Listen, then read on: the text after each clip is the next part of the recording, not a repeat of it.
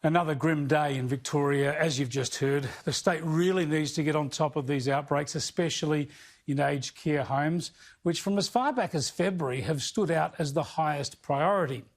This is all of a worry, but we've got to be careful here. There'll be a lot of hyperventilation from people, politicians and journalists talking about this thing being out of control and all the rest of it.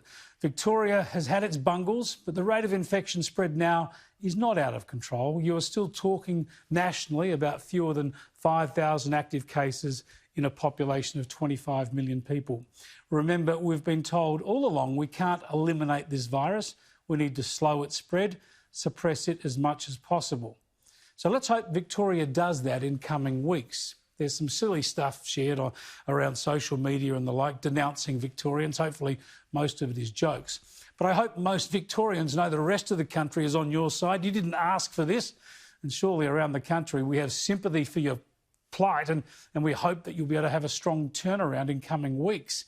But most of you, no doubt, are getting that sort of supporting and encouragement from friends and relatives interstate.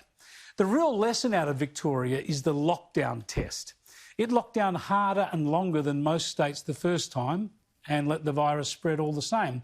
Now it's gone into lockdown again and the results have not pushed the infection curve down strongly enough yet. Over the next week, we might see how effective mandatory masks are. I suspect they could be crucial because, as we've heard from an expert previously, apart from the physical barrier of preventing droplets from spreading, the masks are a constant reminder to their wearers to keep social distancing and to keep up their hygiene standards. I hope they work for two very important reasons. First, of course, we don't want the situation in Victoria to get any worse. And second, because if mask wearing has a big impact, it'll help us free up and get back to more normal society with new COVID normal additions of hygiene, social distancing and masks. Which all goes to explain why those selfish anti-mask smartasses are not only rude and inconsiderate, but foolish. And you're discriminating against me. Discrimination. We're all just trying to all be in this together.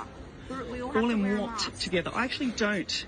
And you're not authorised by the Australian government to even question me about it. It's a condition of entry of our floor as Then that's discrimination, and I can have you sued personally for discriminating against me as a woman.